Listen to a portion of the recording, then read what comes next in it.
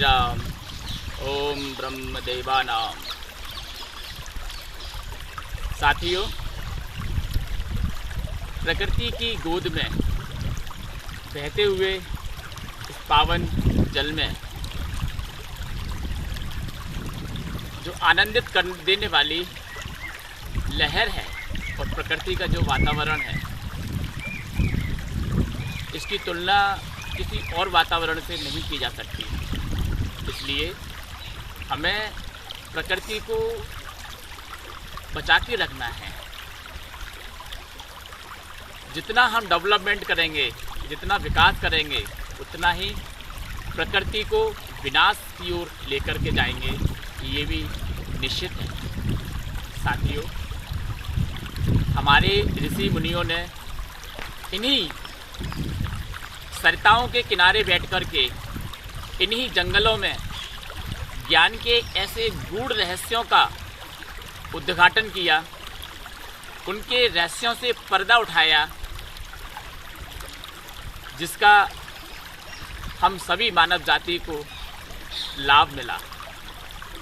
ऋषियों का प्राचीन ज्ञान हमारे शास्त्रों में निहित है, शास्त्रों में वर्णित है, लेकिन आज की युवा पीढ़ी शास्त्रों को पढ़ने की आवश्यकता ही नहीं समझती। शास्त्रों को पढ़ना तो दूर, वो शास्त्रों के बारे में जानते भी नहीं हैं। मित्रों, आज इस आधुनिक युग में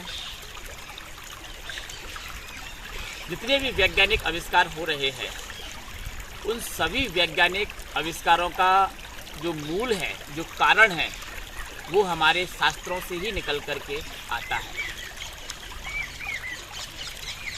एक ऋषि हुए कणाद ऋषि।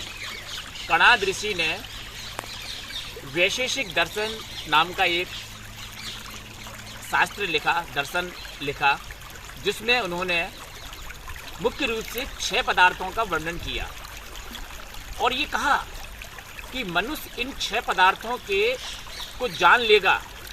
6 पदार्थों के जान लेने से मनुष्य का मोक्ष हो जाता है। ये बात सही है। कणाद ऋषि ने अणु की जो थ्योरी थी, वो सबसे पहले कणाद ऋषि ने दी। लेकिन दुर्भाग्य, आज हमें पाठ्यक्रम में, पुस्तकों में ये कहीं नहीं बताया जाता कि कैसे हमारे इन महान तपस्वी ऋषियों ने इतनी बड़ी बड़ी खोजें की और हमें उन्नत ज्ञान से परिपूर्ण किया। कणाद ऋषि, जैसा कि उनके नाम से ही है कि उन्होंने अणु का अध्ययन सबसे पहले कणाद ऋषि ने किया।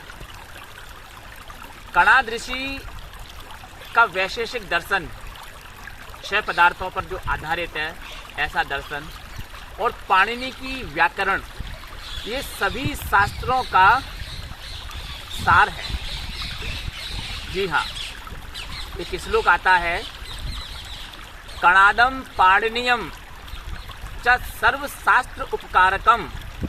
कणादम पाणिनियम च सर्वशास्त्र उपकारकम। हाँ, कणाद ऋषि ने 6 पदार्थों को हमें समझाया। ये 6 पदार्थ कौन कौन से हैं? ये 6 पदार्थ हैं द्रव्य, गुण, कर्म, सामान्य, विशेष और अंतिम पदार्थ, 6वां पदार्थ, वो है समवाय पदार्थ। इनका अध्ययन किया। कणाद ऋषि का जो वैशेषिक दर्शन है, उसमें 300 सूत्र बताए गए हैं और इन्हीं 300 सूत्रों में पूरी सृष्टि का, एक अणु से लेकर के पूरी सृष्टि का वर्णन कणाद ऋषि के वैशेषिक दर्शन में हमें देखने को मिल जाता है। कणाद ऋषि ने 9 द्रव्यों की संख्या हमें बताई।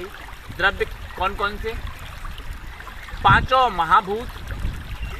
5 महाभूत जैसा कि हम सभी लोग जानते हैं, पृथ्वी, अग्नि, जल, वायु, आकाश, दिशा, काल, आत्मा और मन, ये 5 द्रव्य हैं। इन 5 द्रव्यों पर महर्षि कणाद ने विस्तृत व्याख्याएं दी हैं कि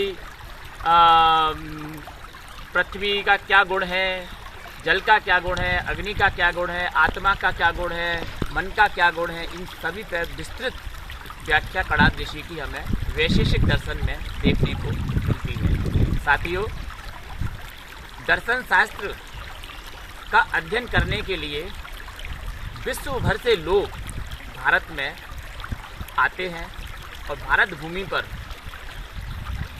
इस प्राचीन ज्ञान को प्राप्त करते हैं। ऐसा है हमारा प्राचीन ज्ञान। वहीं कणाद ऋषि ने जब द्रव्यों की संख्या 9 बताई है, वहीं गुणों की संख्या 24 बताई है और कर्म की संख्या 25 बताई है। ये एक फिलॉसफी है। इस फिलॉसफी को, ये गूढ़ फिलॉसफी है। इस गूढ़ फिलॉसफी को समझने के लिए हमें सबसे पहले अपने मन में जिज्ञासा उत्पन्न करनी होगी। जब जिज्ञासा उत्पन्न होगी तो हम धैर्यपूर्वक स्थिर होकर के इनका अध्ययन करेंगे। हमारा ये अध्ययन रूपी पुरुषार्थ हमें वास्तविक ज्ञान से परिचित कराएगा कि वास्तव में इस सृष्टि का रहस्य क्या है। इस सृष्टि के सारे रहस्यों का रहस्य उद्घाटन हमारे समक्ष, हमारे दर्शन में किया जाता है। वैशेषिक दर्शन एक दर्शन है। ऐसे ही हमारे पास भारतीय परंपरा में 9 दर्शन देखने को मिलते हैं, जिनमें से 3 दर्शन नास्तिक श्रेणी के हैं और 6 दर्शन आस्तिक श्रेणी के हैं। हमारा जो आस्तिक श्रेणी का दर्शन है उसमें 6 दर्शन आते हैं। सांख्य दर्शन, योग दर्शन, मीमांसा दर्शन, न्याय दर्शन, वैशेषिक दर्शन, वेदांत दर्शन। इन्हें आस्तिक दर्शन क्यों कहा जाता है, ये भी प्रश्न लोगों के मन में आएगा। इन्हें आस्तिक दर्शन इसलिए कहा जाता है क्योंकि ये वेद की पैरेलल चलते हैं, वेद की शिक्षाओं के समान चलते हैं। इसलिए इन्हें, यानी कि जो वेद को मानता है वो आस्तिक है और जो वेद को नहीं मानता, जो वेद के विपरीत जाता है, वह नास्तिक है। लेकिन लोगों में आस्तिक और नास्तिक की डेफिनेशन कुछ और ही प्रचलित है। कोई लोग इसे मूर्ति पूजा के नाम से जानते हैं, कोई लोग इसे किसी और नाम से जानते हैं। ये सभी मिथ्या है। इसका जो सही आस्तिक और नास्तिक का जो वर्गीकरण है वो यही है। जो वेद के समान चलेगा वह आस्तिक है, जो वेद के विपरीत जाएगा वह नास्तिक है। तो मित्रों, ये है हमारे प्राचीन ऋषियों की प्राचीन खोजें, जो कि किसी वरदान से कम नहीं है और हमारे शास्त्रों में ये निहित है। इसलिए मेरा आप सभी लोगों से करबद्ध करके निवेदन है कि आप अपने इस अमूल्य जीवन को और इस अमूल्य समय को ऐसे ही व्यर्थ में नष्ट न करें। इन्हें उचित अध्ययन में, शास्त्रों के अध्ययन में लगाएं, जिससे कि आपका ये जीवन सार्थक हो सके। जय श्री राम, जय श्री कृष्ण।